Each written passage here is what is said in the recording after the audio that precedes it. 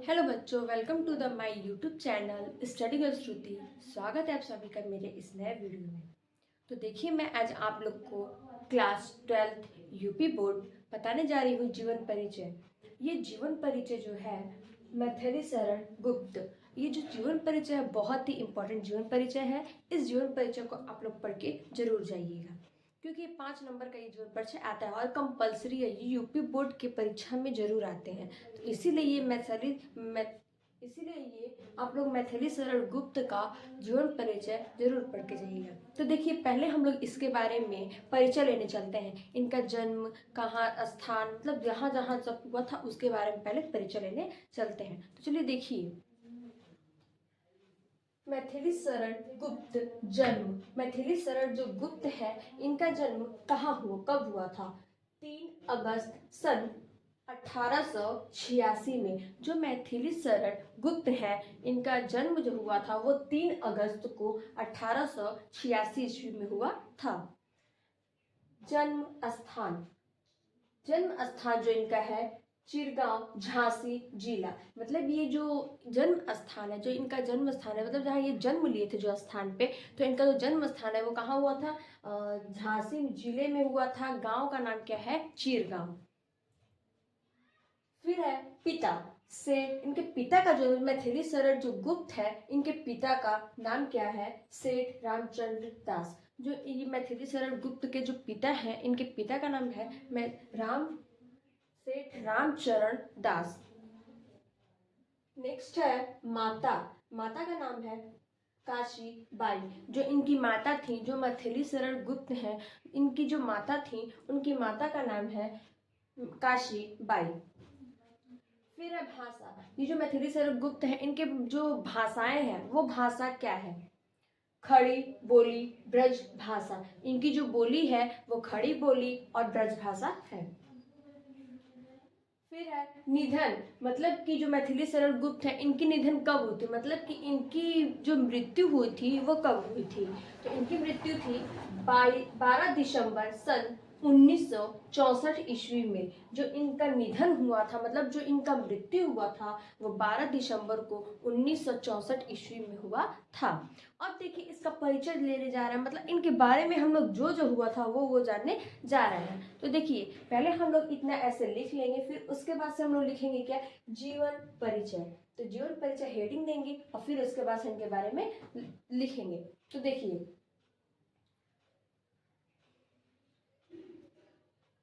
आधुनिक हिंदी काव्य के प्रतिष्ठित कवि मैथिली शरण गुप्त का जन्म 3 अगस्त 1886 ईस्वी को उत्तर प्रदेश के झांसी जिले के निकट चीर गांव में हुआ था।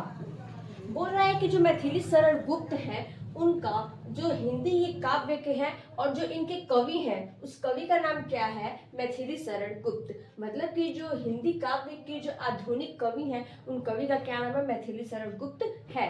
जो कि इनका जन्म 3 अगस्त को 1886 ईस्वी को हुआ था। कौन से गांव में? तो प्रदेश के झांसी के निकट, मतलब कि चीर गांव में हुआ था। उनके पिता का नाम रामचंद्र दास व माता का नाम काशीबाई था। जो ये मैथिली शरण गुप्त थे, इनके जो पिता थे, उनके पिता का नाम क्या था? रामचरण दास। और जो इनकी माता थी, उनकी माता का क्या नाम था? तो काशीबाई नाम था। माना जाता है कि उनके पिता भी एक कवि थे। मतलब ये जो मैथिली शरण गुप्त है, इनके जो पिता हैं, तो इनके जो पिता हैं, उन पिता भी एक क्या थे? एक कवि थे। मतलब कि जैसे ये मैथिली शरण गुप्त जो एक कवि है, वैसे ही मैथिली शरण जो गुप्त है, उनके जो पिता थे वो भी क्या थे? एक कवि थे। इनकी शिक्षा दीक्षा दिशा घर पर ही हुई। मतलब ये जो शिक्षा की, मतलब जो ये पढ़ाई किए थे, वो इनका घर पे ही क्या हुआ था? पूरा हुआ था। जहां इन्होंने हिंदी, बांग्ला और संस्कृत का अध्ययन किया। और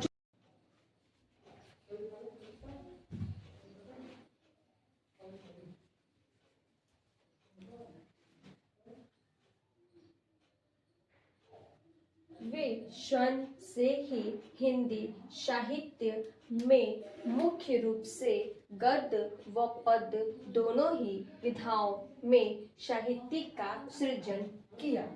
ये जो मैथिली शरण जो गुप्त थे, ये हिंदी के जो साहित्य मुख जो है, ये हिंदी के जो साहित्य मुख है, वो दोनों का क्या किए थे, अध्ययन किए थे। किसका? तो गद्य और पद्य दोनों का क्या किए थे, ये अध्ययन किए थे। किंतु 12 दिसंबर 1964 ईस्वी को दिल का दौरा पड़ने से इनकी मृत्यु हो गई। और जो ये मैथिली शरण गुप्त थे, तो उनका जब निधन हुआ तो 12 दिसंबर 1964 ईस्वी को इनका निधन हो गया। किस कारण? तो इनके दिल के दौरा, मतलब इनके दिल में क्या था, कुछ प्रॉब्लम हो गया था, इसी वजह से ये क्या हुआ था, इनका निधन हो चुका था। और जो ये भाषा बोले थे, तो इनकी जो मतलब जो भाषा थी, वो जो लिखे थे या फिर जो अध्ययन किए थे, वो हिंदी, बांग्ला और संस्कृत था। तो और फिर उसके बाद इनका क्या हुआ था, निधन हो चुका था। तो ये जो मैथिली शरण गुप्त है, इनके बारे में अभी हम लोग इसके आगे अभी और देखेंगे, जो कि साहित्यिक परिचय है।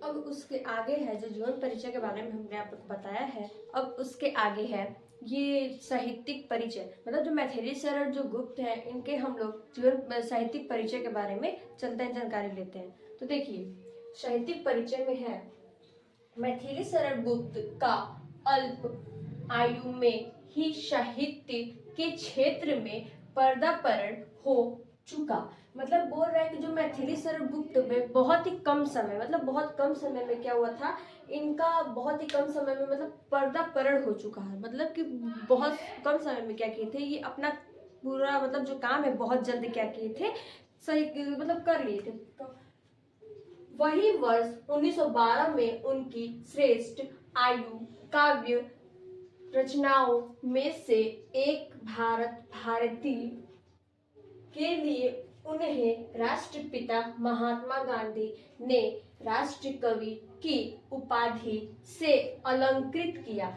ये जो बहुत ही कम समय में क्या किए थे, जो मैथिली शरण गुप्त थे, बहुत ही कम समय में अपना ये काम खत्म कर लिए थे। और फिर ये उसके बाद से क्या किए थे, 1912 वर्ष में अपना जो श्रेष्ठ काव्य है वो रचनाएं क्या किए थे, एक भारत भारती के लिए उन्हें राष्ट्रपति, मतलब कि ये राष्ट्रपति भी जो मैथिली शरण गुप्त है, ये बहुत ही कम समय में ये राष्ट्रपति भी बने थे, जो कि ये राष्ट्र कवि भी बने थे। तो ये किसके द्वारा राष्ट्र कवि बने थे, तो महात्मा गांधी के ही द्वारा क्या बने थे, ये राष्ट्र कवि बने थे।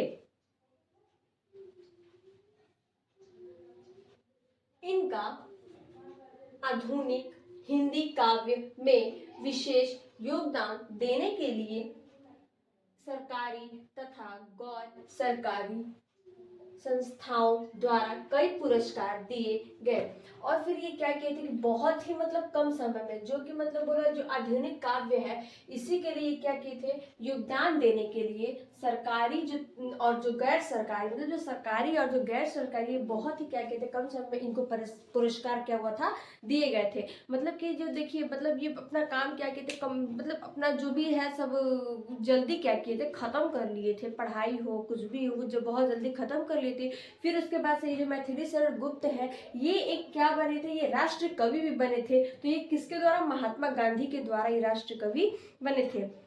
और फिर उसके द्वारा ये क्या किए थे, फिर उसके बाद ये काव्य में विशेष योगदान के लिए क्या पाए थे, ये अपना एक संस्था पाए थे, जो कि ये कई द्वारा क्या किए थे, अपना पुरस्कार लिए गए थे। मतलब ये फिर उसके बाद राष्ट्र कवि बनने के बाद फिर ये अपना एक पुरस्कार भी लिए थे। तो देखिए, जो पुरस्कार लिए दिए गए थे, मुख्य रचनाएं, इनकी मुख्य रचनाएं क्या क्या है, काव्य संग्रह, महाकाव्य और संस्मरण। तो ये जो इनकी जो रचनाएं है, वो एक काव्य संग्रह, मतलब तीन है, काव्य संग्रह, महाकाव्य और संस्मरण। काव्य संग्रह में है क्या क्या, रंग में भंग, पंचवटी, किसान, रत्नावली, उर्मिला। मतलब ये जो मैथिली शरण गुप्त है इनका जो काव्य संग्रह है वो कौन कौन सा है? तो एक है रंग में भंग, दूसरा है पंचवटी, तीसरा है किसान, चौथा है रत्नावली और पांचवा क्या है? उर्मिला। उसके बाद फिर दूसरा है महाकाव्य, जो कि महाकाव्य में क्या है? सिर्फ सकेत है। फिर है संस्मरण, मुंशी अजमेरी। जो संस्मरण में था, मतलब जो संस्मरण हो चुका था जिससे मतलब संस्मरण में, तो वो कौन था? मुंशी अजमेरी थे। तो देखिए ये आपका जो हमने आपको बता दिया मैथिली शरण गुप्त के बारे में, जन्म स्थान, उनकी माता का नाम, उनकी भाषाएं और जो निधन उनका हुआ था, सब चीज़ मैंने बता दिया। उसके बाद आपको जीवन परिचय भी मैंने आपको बता दिया, मतलब उनके बारे में हमने आपको बता दिया। उसके बाद हम आपको साहित्यिक परिचय ये भी आपको बता दिया, और फिर प्रमुख जो रचनाएं इनके हैं, मतलब ये क्या क्या लिखे हैं, क्या क्या इनकी बोली है, वो सब क्या है, आपकी जितने भी रचनाएं हैं ये हम उसमें आपको क्या कहते हैं बता दिए हैं। तो अब नेक्स्ट हम लोग नेक्स्ट वीडियो में चलिए देखते हैं। तब तक के लिए धन्यवाद।